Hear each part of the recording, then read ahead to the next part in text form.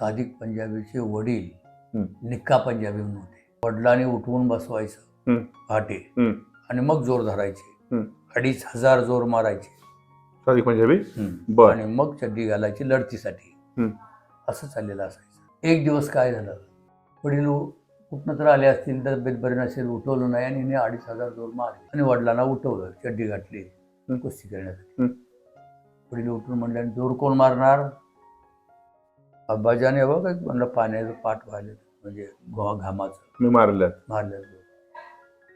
तू मारला नाही. तर वडिलांच्या आज्ञेखातर चड्डी काढली आणि परत हात धरले आणि परत 2500 जोर मारले. म्हणजे 5000 जोर मारले. हा, 5000 जोर मारले. त्याला भिट्टी घालून मेरा बेटा म्हणून रडा लागले निक्का पंजाबी. त्यांना ती पहिलवानच होती, माहित होती त्यांना, पण मुलाची परीक्षा बघण्यासाठी